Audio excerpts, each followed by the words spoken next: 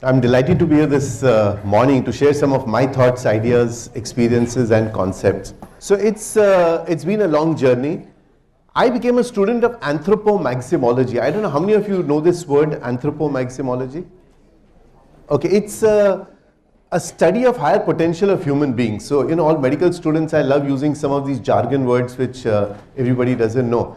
But anthropomaximology is a study of higher potential of human beings, which really means what are you and I capable of doing? So 35 years back when I was sitting there, I just didn't know what I was capable of doing. And I had to struggle to these 3.5 decades to find out what is possible in my life. So as Asha also mentioned, do not underestimate your power and do not listen to anybody else. Can I... And then I also started studying teleology. Teleology is goal-centeredness. The reticular activating system, all of us know what that system is in our brain, only follows things that you've decided to do. So you must take a call. It's a corridor principle. You could change your path as you go. When better opportunities come in, start off with some goal, and like you walk down your corridor, you can actually see doors opening up so that you can go in and look for better opportunities. What I'm going to do is just take you through some slides to give an idea of what is. So the only picture I really have during my convocation is that picture. So I must advise you all, this picture is one of my most precious pictures for two reasons. It's the convocation ceremony picture, and secondly, this is the only picture I have when I had a bit of stubble, a beard in my face. So it was good to show my wife. I said I used to have a beard also. But take enough pictures, this will become a very good nostalgic memory for all of you. So before you get out, and as a parent, both my children have finished medicine. And my daughter finished 5 years back, my son finished last year. And it was such a proud moment sitting there. And so I must congratulate all the parents here because I know what I went through. Seeing my children, getting their convocation done. So I used to give talks, and when Ghanshyam came to my office and said, you have to give a talk for about 20 minutes. He said, what will be the title of your talk? I said, we can call it How to Change Your Life in 20 Minutes, And then I remembered, in 2007, I was in Coimbatore. There was a conference by Palani Vellu. He does, I don't know, Amit is here. Palani Vellu used to do conferences every year on laparoscopic surgery. I used to demonstrate surgery there. But in between the breaks, he used to ask me to give these talks. And one of the talks was how to change your life in 30 minutes. But during the inauguration ceremony, a politician who was to cut the ribbon just continued talking. He wouldn't stop talking. And most of the surgeons, there were 1,250 of them, they started walking outside the auditorium. And sitting on the dais, I was pretty disappointed. I said, oh my gosh, everybody is going away, But the moment they announced my name and my talk started, everybody rushed in. And they were wanting to sit in the front row seats to listen to me. So I turned to Dr. Rajan, who was sitting to me on the dais. He was the organizing secretary. I said, Rajan, they don't even know what I'm going to speak about. Why are they so excited to listen to me? So Coimbatore, Dr. Rajan, in his dialect said, Sir, there's been a little problem. I said, what happened? He said, sir, they think you're going to speak on how to change your wife in 20 minutes. So I was feeling very sorry for them. The challenge today is, can you really design your success? Is there a science to success? And the question, big question is, why is one person more successful than another? And these questions intrigue me. So I started looking at, can you actually organize yourself in the next 15, 20, 25 years to, make a path where you can do reasonably well? So success has, each one of you will have a different definition of success. I can't tell you how to get you your success, but I can tell you the fundamentals, the basic premises which are necessary to achieve success. So quickly, let me take you through a few of them. Viktor Frankl said, most of us are going through life in an existential vacuum. He wrote this book, The Meaning of Life, Man's Search for Meaning of Life. And this existential vacuum means that you don't even know what you need out of life. What is the purpose of life? So we need to quickly find out, what are we here for? Success is not something that you really pursue every day in the morning, get up, I want to become successful. Success is something you attract by the person you become. So all the things that I'm going to talk about are what you can become to achieve success. That's what we look at. So what I share with you is what we call retrospective science. So I've had a few years in my laparoscopy career, and so I have learned, the hard way, and it can become a little, success leaves clues. So if you go to somebody and say, go to Dr. Dalal, go to Dr. Mahadev and say, hey, what are the things that you did which helped you grow to this level? They tell you a few things, you learn from them, and you make your path a little easier. You'll have your own hardships, but it's good. So this is the proverbial wall of success which you're trying to climb. The first basic rule is, you cannot hire somebody else to do your push-ups. You have to do everything yourself. There is nobody out there who's going to come and help you. So there are various strategies. I picked up 3 of them. So I said, I call them the 3 rules of success: neuroplasticity, your willpower, and thinking skills, or strategic thinking skills. But how do you go about applying these 3?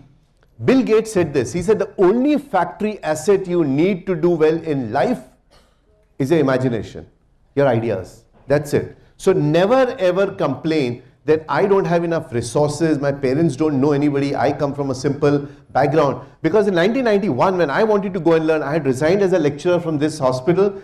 I went up into private practice, and 91 I wanted to go and learn laparoscopic surgery in Kiel. Everybody wanted to go there. Only one person had gone before me, good friend of mine, Prashant.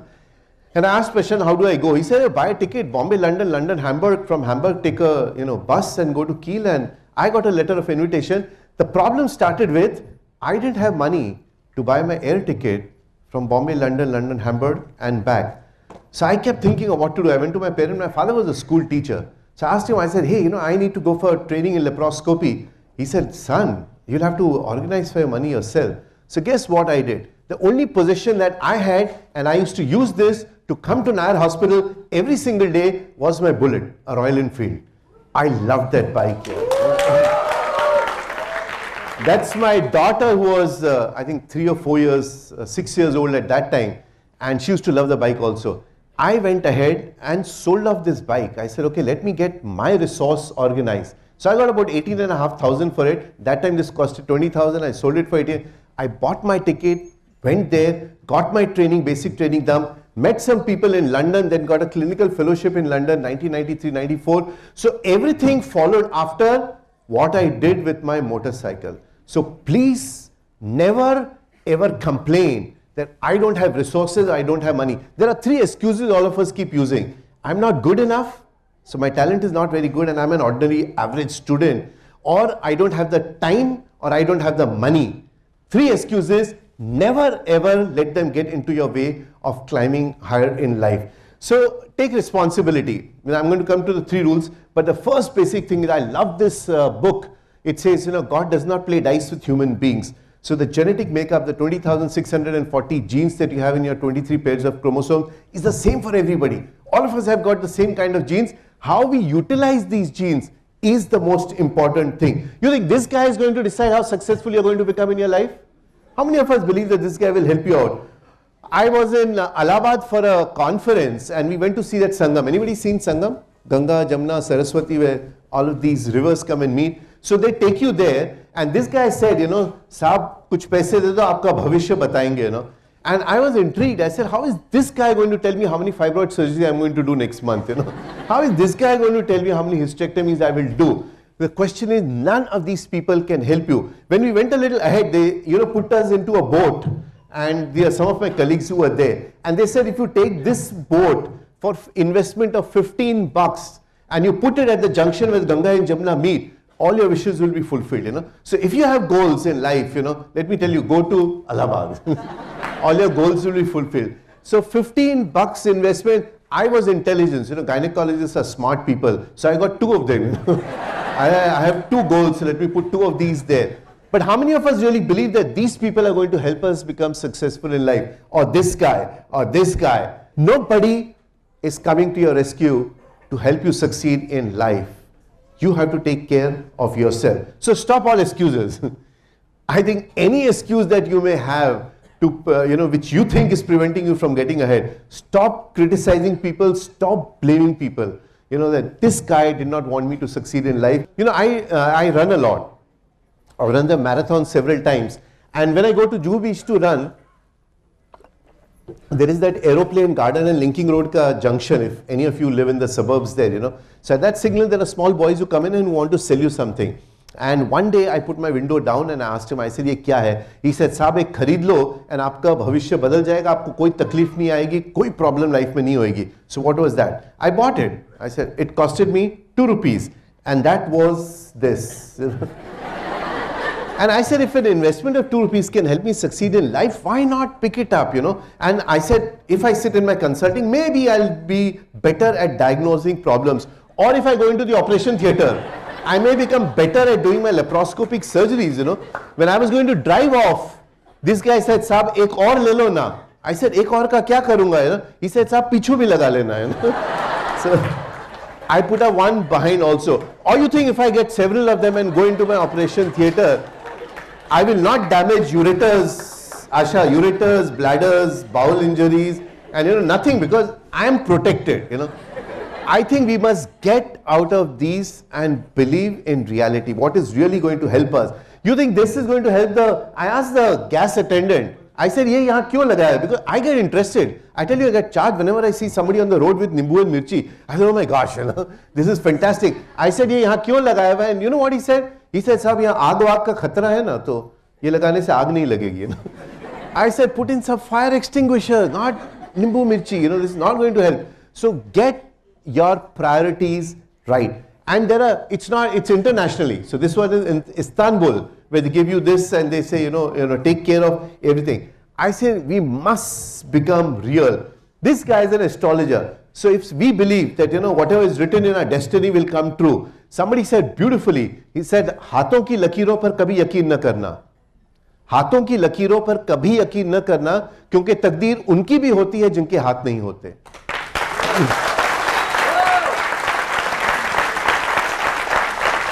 I think we have to grow up and say, look, I am going to create my future, and the best way to predict your future is to create it yourself.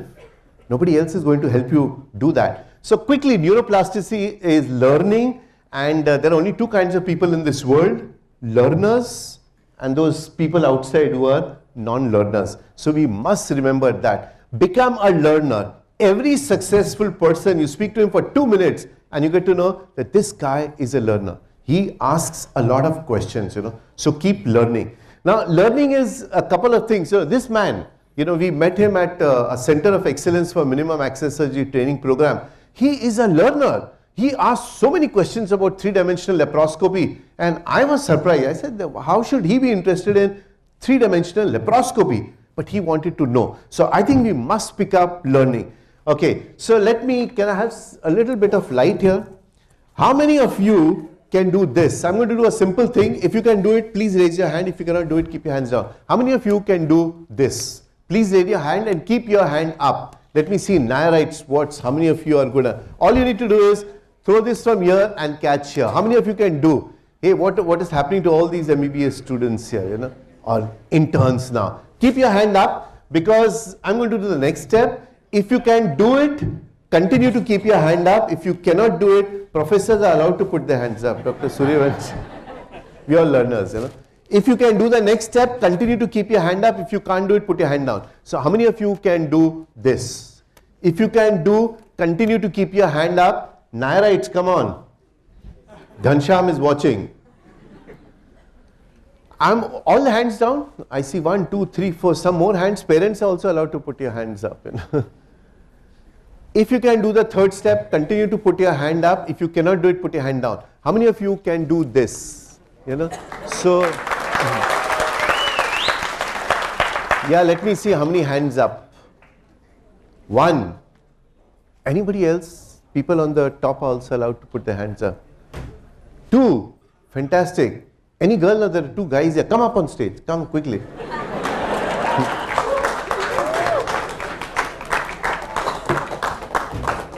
You're a juggler? No, just for practice. I can't do it for long. Just for You know juggling? kind of. Kind of. Okay. I need 1 or 2 more volunteers also who have not juggled before. So 2 of these guys, I know they'll be able to juggle. Just 1 or 2. Ghansham, come up quickly. There are a few lessons that we need to understand why I'm talking about this juggling. A couple of lessons in learning. And one important thing is any success. This is a chart. You have to try out for some time and a few trials. So none of us can cycle the first time we get on a bicycle. None of us can swim if you jump into the pool. So learning has its disadvantages, and the learning is, so who's going to try juggling first, Ghansham or? No, let these guys start first.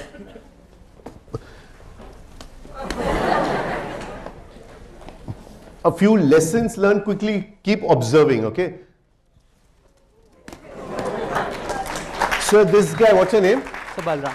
Balram has, have you juggled before? Sometime you've tried? Just tried. Okay, so he's done it before. Let's give Ghansham, you've tried juggling before? So he's never tried before, okay? First time. So let's see what Ghansham does, you know. Okay, you want to do it 2, you can try 2. But it's not going to be this, it's going to be this. Okay? Okay, 2 if you want to do, or 3. With one hand.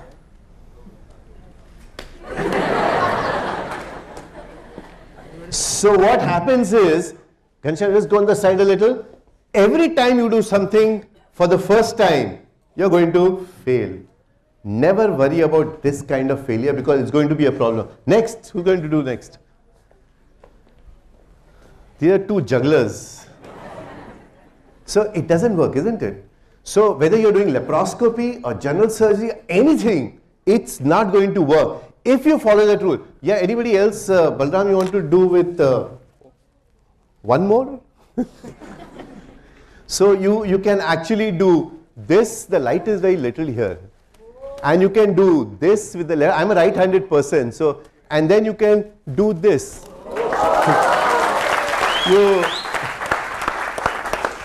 Okay, quick lessons. I'm not a juggler, I'm a laparoscopic surgeon, but juggling helps me in using my left hand to, to become ambidextrous. And so all of us are going to fail the moment. Hey, thank you very much. Balram, Ghansham, Balram, and your name is? Amir. You know what, you must give these people a hand because one of the rules for success is you should not worry about people laughing at you when you attempt something new and you fail. Because it just indicates that you tried that, you did not succeed. If it is something worthwhile, you should go ahead and become competent in it till people start getting impressed. Thanks a lot, yeah. Okay, there are 2 simple cardinal rules which are important that you have to learn. Number 1 is that nothing, absolutely nothing works the first time. So just stay on, persist, persevere, and you'll be able to do it. And the second rule is that it's juggling that failed. You haven't failed as a person. Understand that very clearly. It's not that you attempted, so you are a failure. You just, that event failed, but as a person, you are still very successful and very good. So once you get that thing cleared, you are not bothered about failing at all, and your successes continue to happen. So do not ever get scared of failure, and do not worry at all about people laughing at your failure, because everybody is going to criticize and laugh at you. Identify one skill. I think Amit said that beautifully. I call it the signature skill. Become very, very good at one thing. And look at all these people. You can identify what they are good at. So who was that guy? Vishwanath Anand. This guy was Abhinav. So they picked up one thing and they became excellent in what they wanted. So you recognize this guy? Michael Phelps. He got 8 gold medals in the 2008 Beijing Olympics. And when he came out of the water with the 8th gold medal, one journalist, a young girl, went up to him and said, "Michael, this must be your lucky day. You've got 8 gold medals today." You know what Michael said? He said, "Luck was not designed for such achievements." He said, "I have worked hard for 8 years. And you say I was lucky to have got 8 gold medals? Nobody. Absolutely nobody becomes lucky and gets a gold medal. We have 1.1 billion people in India. How many of us become lucky and keep getting gold medals in the Olympics? Oh, you have to work very, very hard to achieve a gold medal. So coming back to, taking responsibility, I sold off this bike and then started doing well in laparoscopy. I got this world record. I'm giving you the trail of events. Had I not gone to Germany for training, I don't know what would have happened. But this was the Guinness World Record I got in 2000, and then in 2009 I got one more world record for taking out the largest uterus.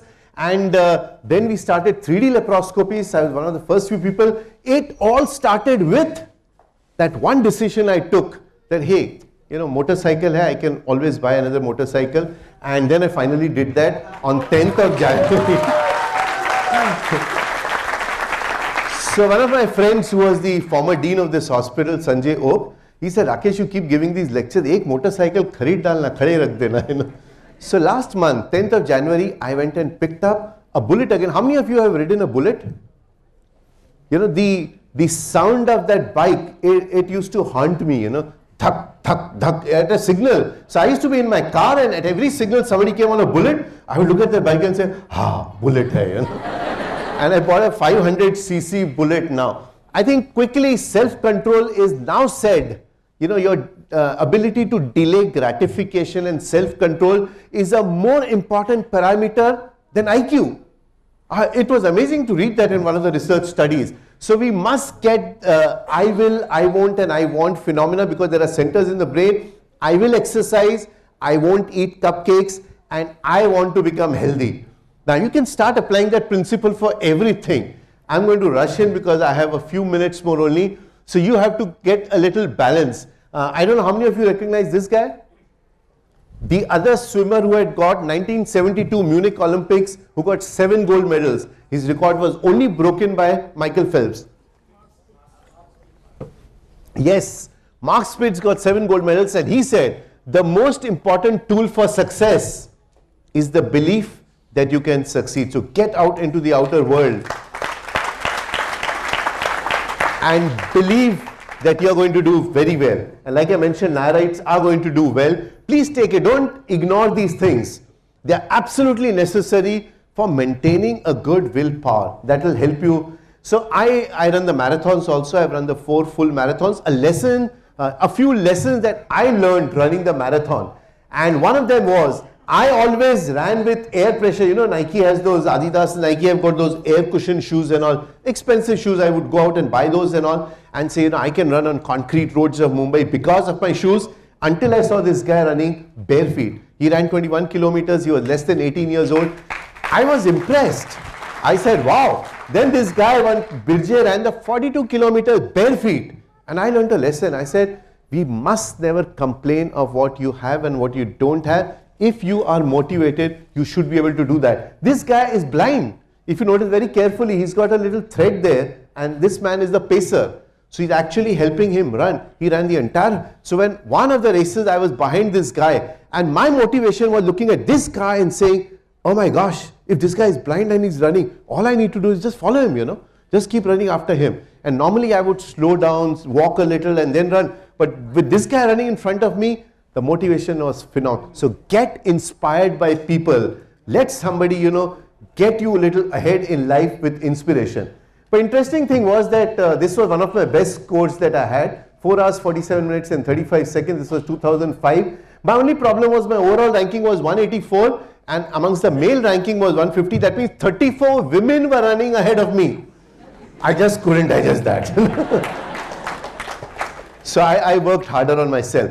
But this year, Ramalu came first, and when I came back to Azad Maidan, he was sitting there with his gold medal and with his check, I don't know, for 10 lakhs or 12 lakhs of rupees. I went and congratulated him, and I said, he's one of those Kenyan guys, black, tall guys, lanky, absolutely. I said, Ramalu, congratulations, you stood first. How long did you take?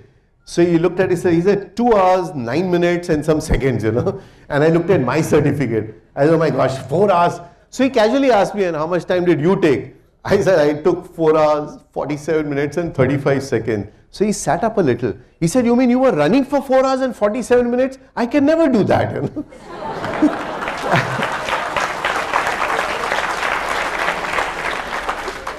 I think time is another resource that all of us have, equivalent to what anybody else has. So we have 1,440 minutes in a day, 5,25,600 minutes in a year. That's it.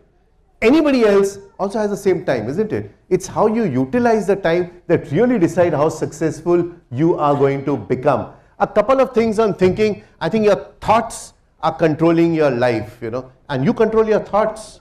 So actually you're controlling your own life. You must remember that. So keep thinking of only what we normally call positive thoughts. Don't look at problems in life. Shad Hamstetter wrote this entire book. What do you say when you talk to yourself? So even now when you're sitting and talking to yourself, what are you talking to yourself? We have approximately 54,000 thoughts in a day. And if you start talking to yourself well, like a good friend, it will help you get ahead in life. So let's look at, it is very important with all our qualifications. Fred Lee wrote a book, If Disney Ran Your Hospital, What Would They Do Differently? And they said 9.5 things. I'll tell you about only one thing. And they said, while we think that the patients come to us for our competence and skills and our brilliant awards and certificates, patients are only looking at courtesy. And they come to doctors because they like their doctors, and the doctor is good. So he may be skilled. All doctors are nearly equally qualified. But we have to be good to our patients. Please never ever forget that. In conclusion, I think many of us feel that we are in this state like this engine. You just can't get ahead in life. You are stuck for whatever reason, And my question to all of us who think they are stuck is that how did you get into this place in the first place, How did you get into this situation? So let's not allow ourselves to get there. All of us have problems. CET problems, PG problems, money problems, books problems, traveling problems, commuting problems, car, motorcycle, all kinds of problems. The only place where there are no problems are 6 feet under the ground. How many of us would like to get there, So I think celebrate your problems. We must get up every morning, like Asha said. Every day that you don't find a chalk line around you is a brilliant day. So in conclusion, I think Michelangelo said this. He said the greatest tragedy in life is not that you aim too high and miss it. The biggest tragedy in life is that you aim too low and achieve it. Thank you very much, and God bless all of you.